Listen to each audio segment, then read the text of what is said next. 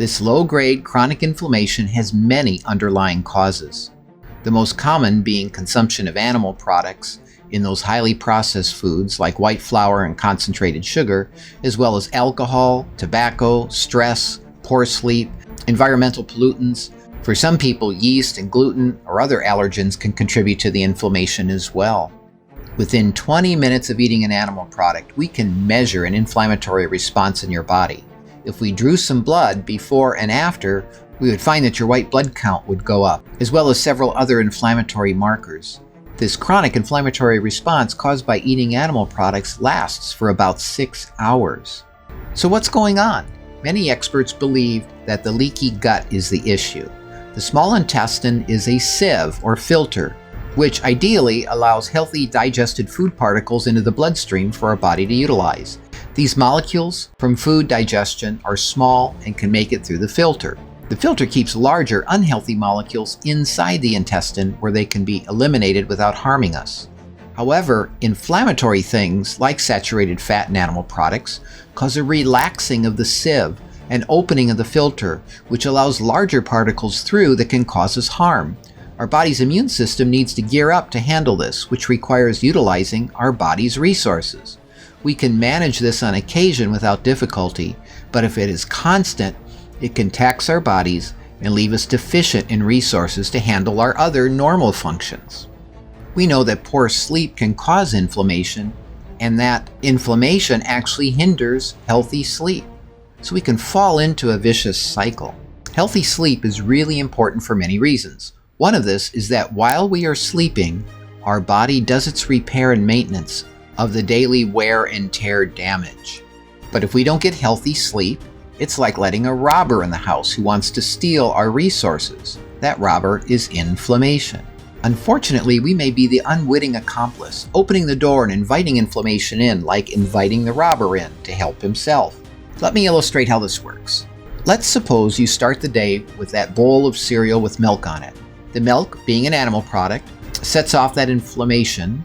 Remember, it lasts for about 6 hours. So before that even subsides, at noon for lunch, we have the chicken salad sandwich and boost the inflammation again. And before that subsides, we have that pork chop and au gratin potatoes for dinner, setting off the inflammation even more. And then before that subsides, we have that evening snack boosting that inflammatory response yet again. Then we go to bed with this inflammation, which may continue on for several hours. It may be 2 or 3 in the morning before it subsides, allowing our bodies to get back to its normal activity of repairing the day's damage. That may not be enough time to do all the repair work that our bodies require. We're cutting that short by the foods we eat. So the robber, inflammation, is stealing our body's resources and taking away our health and years of life. We are literally leaving healthy years at the dinner table.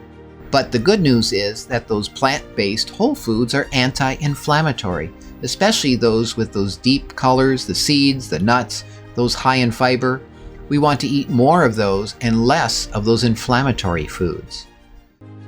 Those plant-based fibers in our whole foods are digested in our intestine by our healthy microbiome, releasing short-chain fatty acids which actually heal our intestine, tightening the sieve and repairing the filter.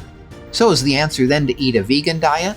Remember, we said that those who eat a vegan diet usually do so for ethical reasons, to avoid animal products. But these foods might be highly processed and prepared in a way that is high in salt, sugar, fat, and oftentimes unhealthy plant fats like palm and coconut oil, which are high in the bad fats, the saturated and trans fats. What we are encouraging is a plant-based whole food diet, minimizing those animal products and processed foods.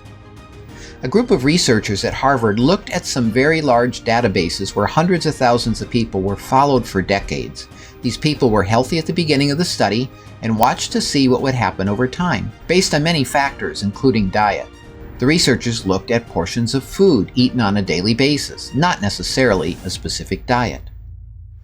When they looked at the risk of coronary heart disease, they found some very interesting results. The horizontal gray line is the average risk of coronary heart disease. The bottom line in the graph shows portions of particular foods eaten per day. The vertical axis on the left shows what happened to their risk of heart disease. The yellow dotted line is the portions of healthy plant-based foods that we've been encouraging you to eat. The more of these that were eaten, the lower the risk of heart disease. The blue dashed line going up is unhealthy plant-based foods like French fries, donuts, white bread. The more that were eaten, the higher the risk of heart disease. Notice this red line, which is animal products. Meat, eggs, fish, dairy. The more that were eaten, the higher the risk. But notice that the unhealthy plant-based foods were actually worse than the animal products. The French fries were worse than the chicken salad sandwich. The researchers also did the same study on the risk of developing type 2 diabetes and found the same thing. Portion by portion of unhealthy plant-based foods increase the risk of diabetes.